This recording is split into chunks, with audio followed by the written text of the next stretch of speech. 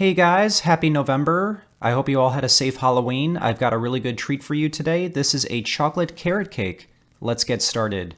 Alright, in a medium-sized bowl, I'm going to sift my dry ingredients. I'm going to put in all-purpose flour, and then I'm also going to use cocoa powder. This is Dutch processed cocoa powder, but you can use natural cocoa powder if you'd like. I'm also adding baking powder, cinnamon, nutmeg, and salt. And I'm just going to sift all of that just to get all the clumps out.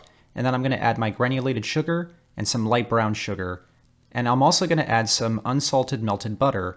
And that's going to make this very rich and very moist.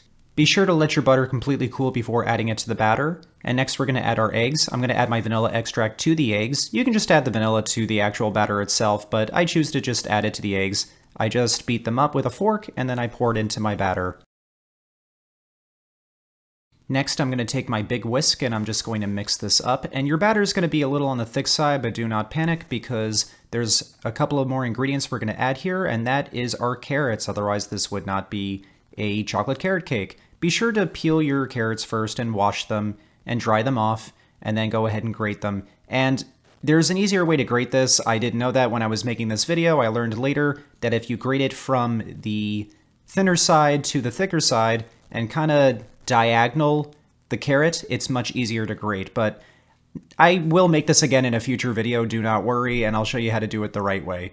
Alright, so once you realize that the whisk won't work anymore with the carrots in the batter, go ahead and switch to a spatula and fold it up. And the moisture from the carrots is actually going to make this batter a little bit more thin, so it won't be so thick anymore. And then last, I'm adding some semi-sweet chocolate chips. That'll be another layer of chocolatiness to our chocolate carrot cake.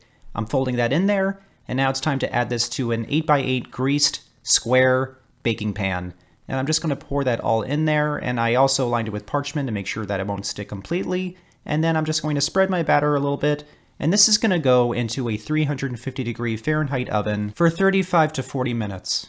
While my cake is in the oven, I'm going to make a glaze for the top. I'm taking some powdered sugar and some cinnamon, and I'm going to take some vanilla extract and a little bit of milk, and I'm just going to whisk this up. Now this came out very thin, so I was kind of experimenting with it while I was making it. So to thicken it up, I added a little bit more powdered sugar, and then a little bit more powdered sugar on top of that until I got the thickness that I wanted. And then at the last minute, I decided to add some nutmeg, which I'm very happy I did because this made it taste absolutely terrific. Okay, so now that my cake is out of the oven, I'm gonna let it cool for a little bit.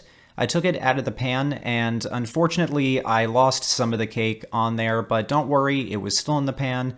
I was able to get it out and piece the cake back together. That was my own fault, I just didn't grease the pan well enough, so be sure to grease your pan well enough with butter or cooking oil. I use cooking oil normally, but if you want to use butter, go for it.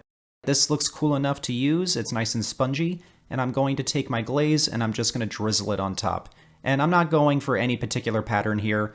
I'm kind of going for a toaster strudel look. I'm going one way and then I'm going the other way, zigzag, zigzag. Now that I'm looking at it, it kind of looks like a spider web. I guess that's kind of fitting since yesterday was Halloween.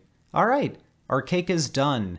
And I'm just going to slice this up, or if you want to, you can put it in the fridge before serving, but I wanted to eat this immediately because I was curious to know what a chocolate carrot cake tasted like. I have never had one before. This was an idea that was actually given to me by one of my coworkers. We were just discussing, hey, is there such thing as a chocolate carrot cake? I looked it up and there are multiple recipes. But this is unfortunately not a very popular dessert item, and I don't know why, because this was incredible. I was actually blown away by how good this was. In fact, I think it's better than regular carrot cake. Obviously you need to love chocolate, but who doesn't love chocolate? Okay, well, I know a few people who don't, but I think they're crazy. I'm still friends with them anyway, but I forgive them. But yeah, this is really a great dessert.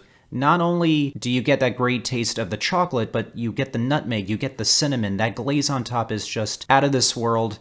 It just all goes together so well. I never thought that a chocolate carrot cake would work because the idea of putting carrots into a chocolate cake just sounds very strange to me, but it works here. It works so well, and I actually made this cake again later on, and I served it to some of my friends, and even they were like, wow, this is amazing. I think I like it more than regular carrot cake. So not only am I recommending this recipe, I'm saying that you have to make it. You have to try it to believe it.